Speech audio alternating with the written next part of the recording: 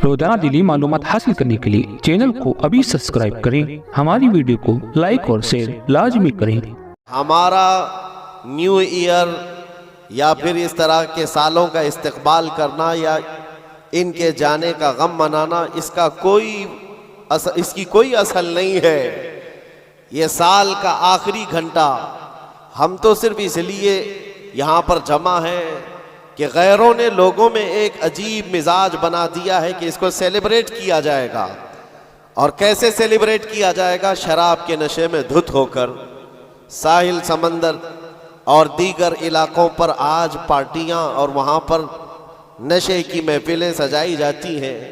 हमने ये सोचा कि दुनिया की खुशी करने का तरीका अगर ये है तो हम साल के आखिरी घंटे को रब्बे जुल जलाल के जिक्र में क्यों न मनाएं।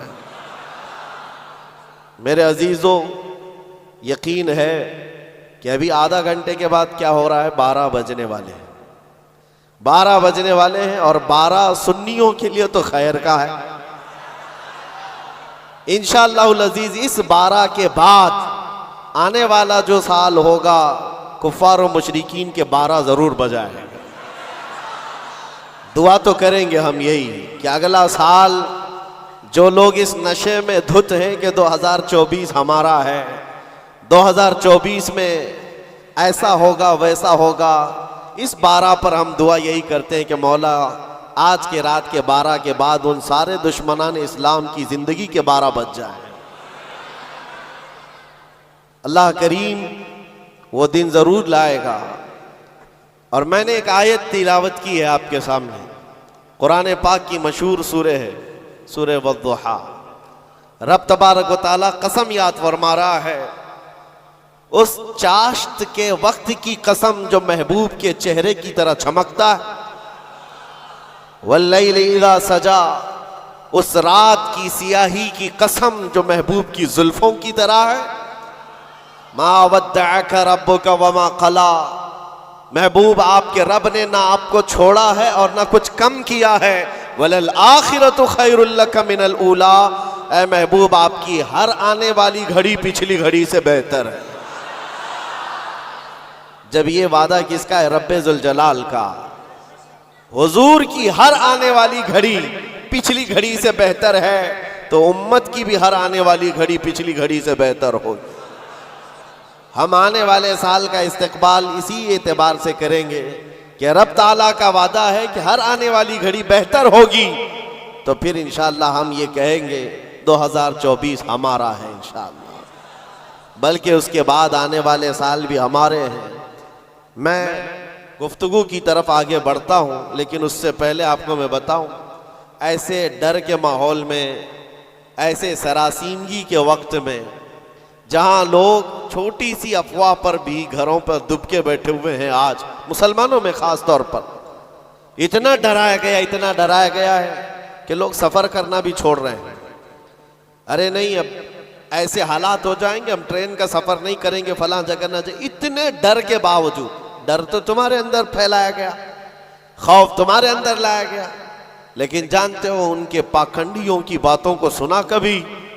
ये गुफे में बैठकर ये कहते हैं कि 2029 में भारत का प्रधानमंत्री मुसलमान बन सकता है। यह हम नहीं कह रहे, और ना ही उस कुर्सी की लालच में हम दौड़े भाग रहे हैं। जिसके पास आयतल कुर्सी है उसे उस कुर्सी की हाजत नहीं। लेकिन दिलों का खौफ ये बताता है, उनका डर ये बताता है कि अगले साल आने वाले इनके लिए हो सकते हैं। और मैं दुआ करता हूँ अल्लाह उनका डर सही फरमाते। अजीज़ान गिराम वक़ार, हर आने वाला दिन तुम्हारे लिए बेहतर है, लेकिन शर्त है, एक ही शर्त है, क्योंकि रब ताला ने फरमाया वला तहीनु वला तहज़नु व अंतुमुल अअलौ, घबराओ मत, बेकरार मत हो, तुम सबसे ज्यादा कामयाब रहोगे इन कुंतुम मुमिनीन। शर्त यह है कि तुम मेरे नबी की गुलामी में आ जाओ, ईमान वाले हो जाओ, तब फिर तुम्हारे लिए हर आने वाली घड़ी बेहतर है, हर आने वाली घड़ी पिछली घड़ी से बेहतर है। शर्त यह है कि ईमान की जिंदगी आ जाए तुम्हारे, और ईमान ना हो, ईमान किसे कहते हैं सबको पता है, हदीस रसूल है, मेरे आका सल्लल्लाहु अलैहि वसल्लम ने फरमाया ला युमिनु अहदुकुम हत्ता अकूना अहब्बा इलैहि मिन वालिदिही व वलदिही वन्नासी अजमाइन। तुम में से उस वक्त तक कोई मोमिन नहीं हो सकता कामिल जब तक कि वो अपने माँ बाप, औलाद और सारी दुनिया से ज्यादा मुझसे मोहब्बत ना करे। दूसरी हदीस है, ला युमिनु अहदुकुम हत्ता यकूना हवाहु तबअन लिमा जिअतु बिही। हुजूर पाक सल्लल्लाहु अलैहि वसल्लम फरमाते हैं, तुम में से उस वक्त तक कोई कामिल मोमिन नहीं हो सकता जब तक कि वो अपनी ख्वाहिशात को मेरी मर्जी के मुताबिक ना बनाए। हुजूर की मर्जी के मुताबिक जब तक तुम अपनी ख्वाहिशात नहीं बनाओगे मोमिन नहीं हो सकते, और मोमिन कामिल नहीं होगे तो फिर मदद भी नहीं है। मैं उस मोमिन की बात कर रहा हूं जिसको कुरान कहता है कभी कद अफलहल मुमिनून, ईमान वाले कामयाब हो चुके। कौन से ईमान वाले? ईमान की शर्त अव्वल है हुजूर के लिए बे इंतहा मोहब्बत करना, शर्त अव्वल है।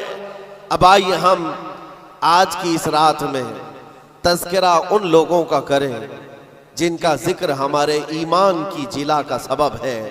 वो दीवान गाने इश्क़ रसूल जिन्होंने अपनी जिंदगियां हुजूर के कदमों में निछावर कर दी। मैंने आज ये सोचा कि उनकी बारगाहों में खिराज अकीदत पेश करते हुए जवानों के लिए मिसाल रखो। आज के नौजवान आइडियल किसको समझेंगे?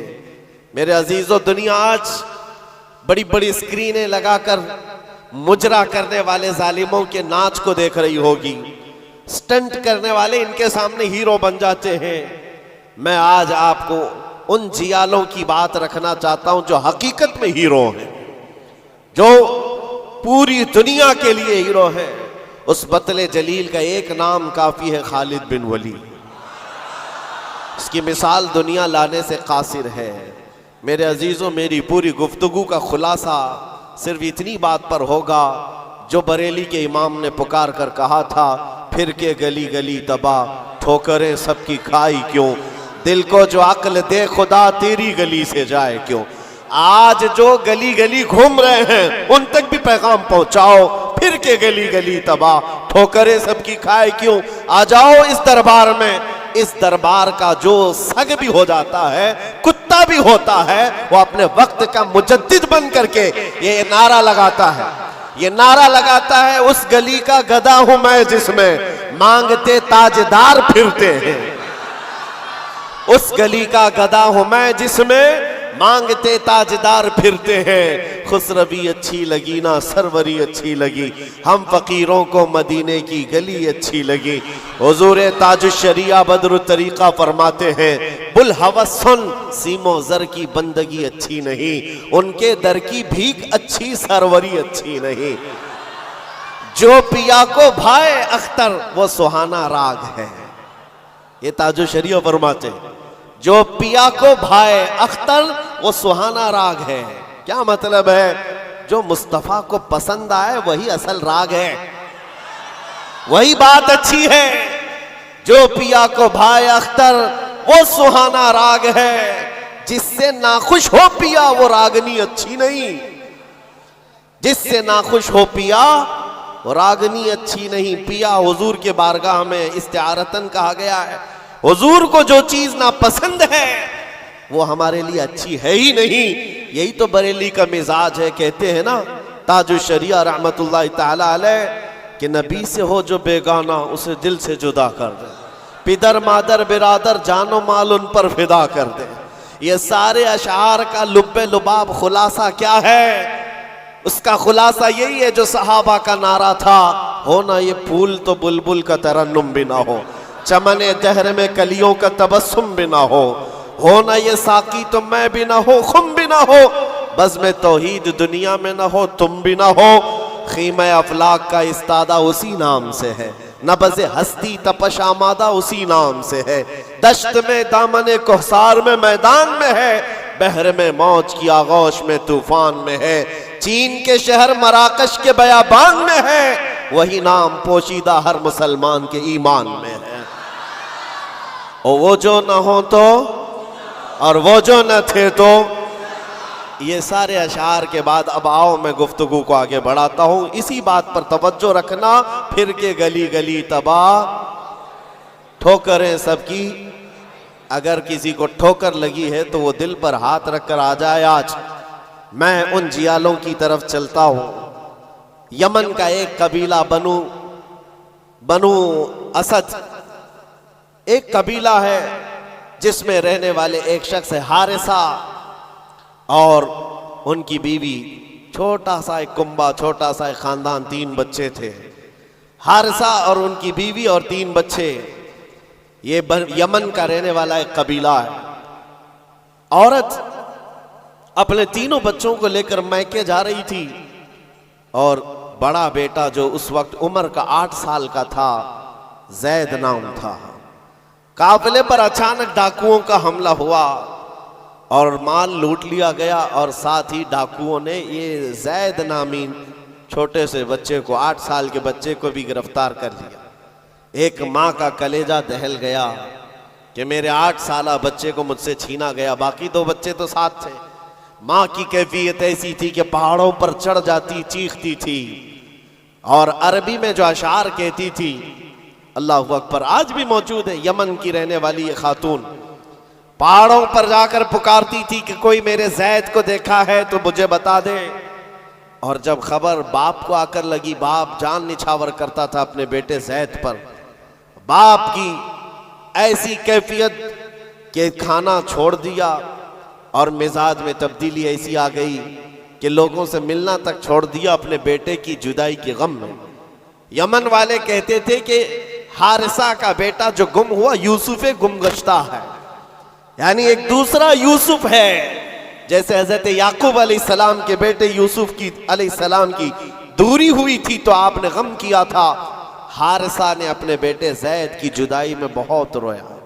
और वह अशार जो अरबी में लिखे जाते थे, यमन में जब वो अशार पढ़ते तो अपने जो दुश्मन होते वो भी रो पड़ते थे। बाप की जुदाई के गम के अशार लोगों को रुलाते थे। जमाना गुजर गया, अब डाकुओं ने उस जैद का किया क्या था, कुछ साल अपने पास रखा, और उकास के मेले में, मक्का के करीब एक मेला लगता था, और उस मेले में लाकर जैद को गुलाम बनाकर बेच दिया। जब बेचा तो ये जैद गुलाम बनकर के किसके हवाले आया, खदीजा बिन्त खुवैलिद, उम्मुल मोमिनीन हजरत खदीजा रज़ियल्लाहु ताला अन्हा के घर हजरत हकीम बिन हिजाम के जरिए से। जब ये गुलाम हजरत खदीजा के घर आया तो उस वक्त 15-16 साल की उम्र थी। पहली नजर मुस्तफ़ा करीम की पड़ी थी। रसूल रहमत सल्लल्लाहु ताला अलैहि वसल्लम ने हजरत खदीजा के घर इस नौजवान को देखा। अदब में कामिल था, गुफ्तगू के सलीके अच्छे थे, लोगों से मुलाकात के तौर तरीके बताते, बड़ा खानदानी आदमी। जब ये पहली नजर मेरे मुस्तफ़ा करीम सल्लल्लाहु अलैहि वसल्लम की पड़ी तो उम्मुल मोमिनीन खदीजा से कहा, मेरे आका ने अगर आप बेहतर समझें तो ये गुलाम मेरे हवाले कर दें। क्या किस्मत है जिसको खुद रसूलुल्लाह खरीदी। जैद को खरीद लिया, बल्कि तोहफतन हुजूर को दे दिया गया। गुलामी का दौर है। जैद यही वो हारिसा के बेटे हैं, नबी मुकर्रम सल्लल्लाहु ताला अलैहि वसल्लम के हवाले आ गए। दिन रात मुस्तफ़ा करीम के साथ गुजर रहे हैं। तरबियत भी किसी ने, सरवरे अंबिया ने की, और नौजवान के तौर तरीके ऐसे। मेरे अजीज़ों, आपको पता है ये वो जैद है जिसके बारे में मैं आपको बताऊं। हुजूर पाक सल्लल्लाहु ताला अलैहि वसल्लम के चंद दिनों के बाद मक्का में मशहूर हो गए, मोहम्मद सल्लल्लाहु ताला अलैहि वसल्लम का अगर कोई महबूब है तो वो जैद है। हज़रत अबू बकर सिद्दीक़ रज़ियल्लाहु ताला अन्हु भी इस बारे में फरमाते कि जैद को जो कराबत थी उस पर मुझे रश्क था हुजूर अकरम सल्लल्लाहु अलैहि वसल्लम का। अब जमाना बीतता गया, जैद के घर छूटे, खानदान छूटा, माँ छूटी, बाप छूटे, गुलामी का दौर चल रहा है। एक बार हज के लिए एक कबीला यमन से आया हुआ था, और यमन वाले हज करने के बाद वो अशार सुना रहे थे जो हारिसा जैद के बाप ने लिखे थे अशार, और रुला रहे थे। वहां जब ये कबीला यमन के वो अशार पढ़ करके सुना रहा था, यही जैद वहां से गुजर रहे थे।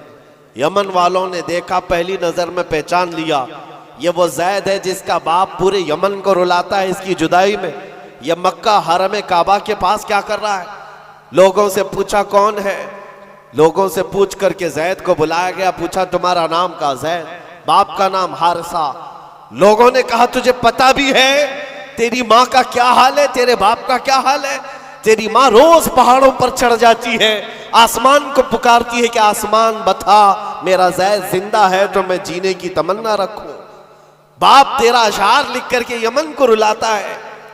जैद ने कहा कि हो सकता है, लेकिन जाओ अगर मेरे माँ बाप इस गम में रोते हैं तो उनको मेरा सलाम कहना और यूं कहना कि उन्हें गुमगुश्ता ऊंट की तरह मुझे तलाश ना करें, इसलिए कि उनका जैद उनकी गोद से कई बेहतर गोद में है। यमन वालों को यह जवाब देकर भेज दिया, गुमशुदा कोई बच्चा अपने माँ बाप की खबर पाले तो क्या होना चाहिए, लेकिन यहाँ कैफियत बदली हुई है, यहाँ कैफियत बदली हुई है। हुजूर पाक सल्लल्लाहु ताला अलैहि वसल्लम की इस गुलामी में दिन रात गुजरते रहे, शब और रोज गुजरते रहे। मेरे अजीजों, जिसको हो दर्द का मजा नाज़े दवा उठाए। आपको मैं बताऊं, ये कबीला यमन का गया और जा करके जैद के माँ बाप से कहा, हारिसा और उनकी माँ से कहा तुम्हारा गुमशुदा बच्चा मिल गया, हरम काबा में हमने उसको देखा है और सुना है मोहम्मद नामी अरब के एक मशहूर शख्स की गुलामी में है और उनकी सखावत भी, दरिया दिली भी, रहम दिली भी मशहूर है। माँ और बाप ने खबर पाते ही महीनों का सफर दिनों में तय कर लिया, दौड़ते भागते मक्का पहुंचाए और जैसे पहुंचे पूछा कहाँ रहते हैं मोहम्मद सल्लल्लाहु अलैहि वसल्लम। हुजूर पाक सल्लल्लाहु अलैहि वसल्लम हरम काबा के पास ही उनको मिल गए।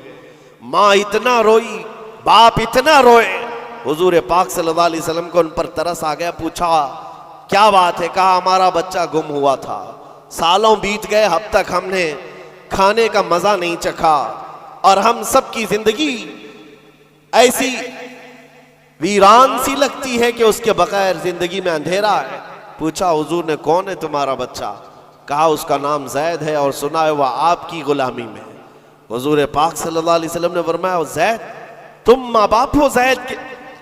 कहा हाँ, अगर आप मुनासिब फरमा समझे तो हमें हमारा जैद लौटा दें। आप अल्लाह के तरफ से सुना गया है बड़ा रहम दिल रखते हैं, हमारे लिए अपना जैद लौटा दें। हुजूर पाक सल्लल्लाहु अलैहि वसल्लम ने कहा मैं किसी के बाप और किसी की माँ से उसके बच्चे को अलग नहीं करना चाहता, लेकिन फिर भी ये फैसला मैं जैद के ऊपर छोड़ता हूँ। वो चाहे तो मुझसे आज़ादी ले ले, बग़ैर किसी रकम के, बग़ैर किसी फिदिये के ग़ुलामी से आज़ाद करता हूँ और तुम उसे ले जाओ, और अगर नहीं तो फिर उसकी मर्ज़ी जो हो उस पर अमल किया जाए। फिर माँ बाप को ला करके जैद के सामने खड़ा किया जाना था। मुअर्रिखीन ने जो तारीख़ लिखी है पढ़ते हैं तो आंखें आप दीदा हो जाती हैं। मेरे अजीज़ों, रसूल पाक सल्लल्लाहु अलैहि वसल्लम अपने घर ये दोनों माँ बाप को जो बिछड़े हुए बच्चे की जुदाई में रोते हुए आए थे, चचा भी साथ था, हुजूर अपने घर ले आए और उसके बाद जैद अपने कामों में मसरूफ थे, बुलाया जैद इधर आ जाओ। आए जैद, जैसी पहली नजर पड़ी बाप पर, माँ पर, क्या कैफियत होनी चाहिए। बरसों का बिछड़ा हुआ बच्चा है, बरसों से दूर रहने वाला, माँ बाप की मोहब्बत में ये जुदाई के गम बर्दाश्त करने वाला, एक नजर उठाई फिर नजर झुका ली और सरवरे कायनात की तरफ देखने लगे। मेरे आका ने पूछा जैद तुम जानते हो इनको? कहा हाँ या रसूल अल्लाह, ये मेरे बाप हैं, ये मेरे चाचा हैं, ये मेरी माँ है। हुजूर ने पूछा जैद तो फिर मिलते क्यों नहीं? बरसों के बिछड़े हुए हो फिर उनके पास जाते क्यों नहीं? जैद ने कहा या रसूल अल्लाह, आपके चेहरे को देखने के बाद फिर किसी के चेहरे की तरफ हम नजर नहीं उठाते। तेरे कदमों में जो है गैर का मुंह क्या देखे, कौन नजरों में जचे देख के तलवा तेरा। रसूल पाक सल्लल्लाहु अलैहि वसल्लम ने फरमाया जाओ जैद मिल लो, माँ से मिल लो, बाप से मिल लो। माँ ने कलेजे से लगाया और चूमना शुरू किया, बाप ने माथा चूमा। यह अजीब मंजर था। बहुत देर गुजर गई इनके लाड़ो प्यार के इजहार की। उसके बाद रसूल रहमत सल्लल्लाहु अलैहि वसल्लम ने फरमाया जैद तुम्हारे साथ ये हादसा हुआ था, इतने सालों तुम अपने माँ बाप से अलग रहे, अब फैसला तुम्हारी मर्जी पर है, तुम जहां जाना चाहते हो जा सकते हो। यमन अपने कबीले जाओ, अपने खानदान, अपनी माँ और अपने बाप, अपने भाइयों के पास जाओ। हजरत जैद उस वक्त खड़े होकर कहते हैं, मक्का वाले ये मंजर देखने के लिए हुजूर के घर के अतराफ जमा हो चुके हैं, बहुत सारे जमा हैं। ज़ैद ने सबको मुखातिब करके कहा, ऐ लोगो हाजिरीन मजलिस, सब देखो, ये मेरी माँ है, ये मेरे बाप हैं, ये मेरे चचा हैं, लेकिन सबको गवाह बनाकर कहता हूँ मोहम्मद अरबी सल्लल्लाहु अलैहि वसल्लम की गुलामी 1000 आजादियों से अफजल है। मैं अपनी माँ के पास ना जा सकता हूँ, ना बाप के पास जाना चाहता हूँ, मैं हमेशा इसी दर की गुलामी में रहना चाहता हूँ। माँ कहती है, बेटा आजाद कर रहे हैं तुझे मोहम्मद सल्लल्लाहु अलैहि वसल्लम, तुझे आजाद कर रहे हैं। दुनिया में किसी को आजाद कर दिया जाए उस वक्त तो बहुत बड़ी नेमत समझी जाती थी, लेकिन तुम हो कि आजाद होना नहीं चाहते। ज़ैद ने कहा, 1000 बाप और 1000 माँ मिलकर जो अपने बच्चों पर शफकत नहीं कर सकती, वो मोहम्मद रसूलुल्लाह ने मेरे साथ किया। जैसे ही हज़रत ज़ैद का ये ऐलान मक्का वालों ने सुना तो क्या रसूल रहमत सल्लल्लाहु ताला अलैहि वसल्लम ने उनको छोड़ दिया। आता है फकीरों पे उन्हें प्यार कुछ ऐसा, खुद भीख दें और खुद कहें मंगते का भला हो। हुजूर रहमत सल्लल्लाहु ताला अलैहि वसल्लम, रहमत आलम सल्लल्लाहु अलैहि वसल्लम ज़ैद का हाथ पकड़ करके ले जाते। कहाँ लेकर के आए? हरम काबा के पास आए। पूरे मक्का वालों को मुखातिब करके कहा, ऐ मक्का वालों गवाह रहना, मैंने ज़ैद को गुलामी से आजाद किया और आज के बाद से ये मेरा वारिस है और मैं इसका वारिस।